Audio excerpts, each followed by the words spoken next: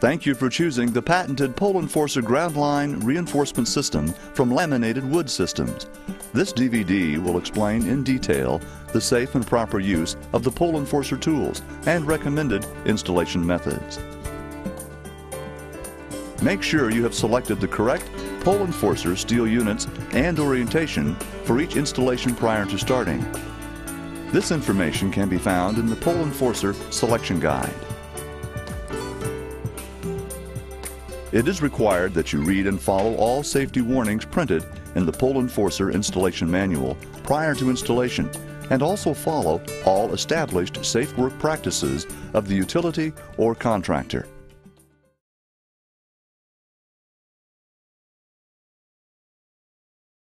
Position the Pole Enforcer steel on the ground as shown, oriented in the same direction of the line, flange side up, with the coped end of the steel against the pole.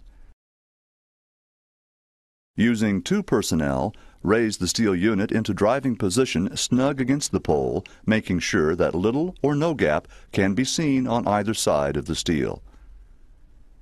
Once the steel has been positioned for driving, secure it with a nylon ratchet strap. The strap needs to be snug but not tight. It should be loosened shortly after the driving begins, as leaving the strap snug will inhibit the driving process. Position the pull-down winch assembly against the pole on the opposite side of the steel. Adjust the chain binder to its maximum adjustment point. Position the slide roller on the flat face of the steel, secure the chain in the binder, and pin in place. Tighten chain snug against the pole.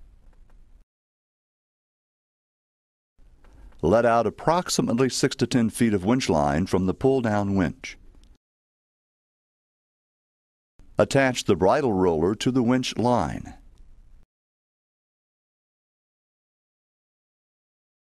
Assemble the base, center, and top sections of the winch pole assembly as shown, and secure with attached pins.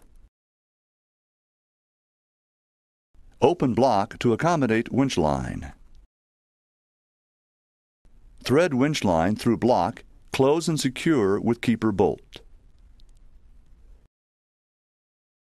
Raise the winch pole assembly into proper position above the steel unit with the base positioned 6 to 8 feet away from the pole.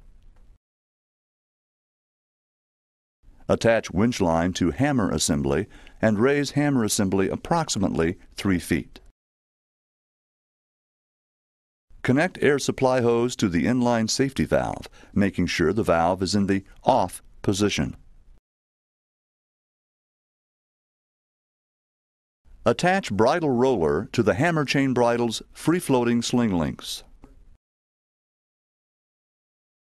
Lock winch pole winch in the raise position. Raise the air hammer to the top of the steel using the winch pole. Lock the pull-down winch assembly to the tension position and retract winch line to snug. This will secure the hammer assembly in place at the top of the steel unit. The winch pole operator can now disengage the winch pole winch to the free wheel position. Measure from ground and mark the driving depth on the steel. Using the inline safety valve, activate the air hammer to begin driving the steel. The winch pole operator should gradually let out rope as the pull-down winch operator keeps tension on the pull-down rope, thus pulling the hammer down.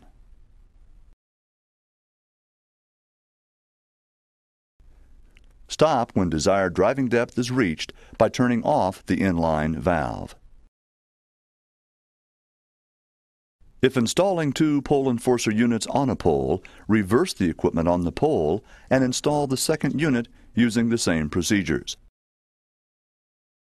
Place the roller plate on top of the first steel unit to allow the bridle roller to pass over when driving the second unit. After the driving process is complete, make sure the winch pole operator has control of the hammer before tension from the pull-down winch is released.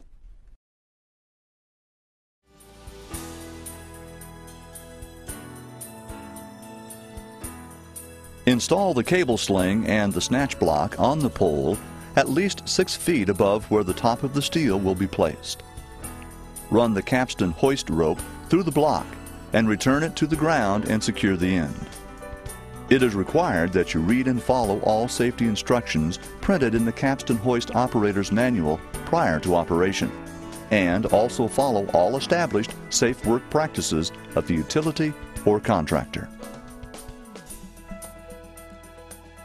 After placing 10 25-pound wafer weights on top of the driving shank, orient the driving shank on the ground as shown, gained side down next to the pole in the direction of the line. Attach a shackle to the driving shank, securing it with a bolt, nut, and cotter key. Attach the hoisting rope to the shackle and attach a tag line to the weight handle. Position the pole enforcer steel unit over the driving shank, lining up the access hole with the threaded hole on the shank. Secure with eye bolt as shown. Using pole-mounted or truck-mounted capstan hoist, raise shank and steel unit into position. Temporarily secure steel and shank to the pole using a nylon ratchet strap. Remove the eye bolt to free the pole enforcer from the driving shank. If using a pole-mounted capstan hoist, reposition the chain on the outside of the steel. Measure up from the ground and mark the driving depth. Drive the pole enforcer steel unit by repeatedly dropping the driving shank onto the top of the steel. Be sure not to raise the driving shank past the red end to avoid pulling it out of the top of the steel. If a double installation is required, reverse the equipment and install the second piece following the same procedures. To lower, have a co-worker pull the system away from the top of the pole enforcer using the tag line, while lowering with the capstan hoist.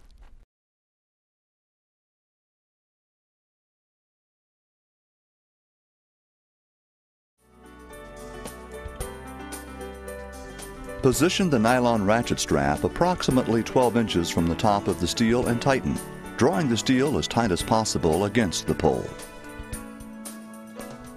Connect the filter regulator to the air compressor as shown. Connect the air tool hose and activate the air tensioner tool while adjusting the regulator gauge to 90 psi. Attach the remaining air tool hose to the filter regulator. Measure the circumference of the pole and steel unit. Cut 4 pieces of banding 18 inches longer than the measured circumference. Using the band curling tool, open the tool and place the banding in as shown. Raise handle and begin to close the tool. Repeat for all 4 pieces of banding. Slide a seal onto a piece of banding. Be careful to make sure the seal is oriented as shown, with the open side toward the curl. Wrap banding around the pole and steel. Slide the uncurled end through the seal as shown. Position the banding 2 inches to 4 inches from the top of the steel. Tension the banding using either an air or manual tensioner. Manual tool instructions are included in the manual tool section of this DVD. Hit the banding with a hammer on the steel face to help tensioning. Apply 4 crimps to the seal using either an air or manual crimper. With the air tensioner still engaged, remove excess banding by bending the tensioner back and forth until the band breaks. Install the lower bands at 12 inches and 16 inches above the ground line.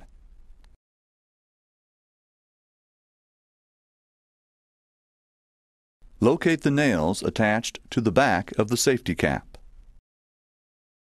Position the safety cap centered on the pole. Drive the center nail first, then the left and right hand nails. Apply cold galvanizing paint to all seals and cut edges of the banding. To manually tension the banding, position the nose of the tensioner against the seal with the band in ratchet slot as shown. Draw the band tight by ratcheting until it is as tight as possible.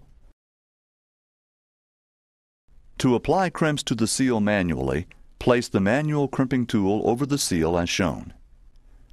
Hold the crimper with one hand and push the other handle, bearing down against the pole. Repeat until 4 crimps have been put in each seal. Crimp the seal.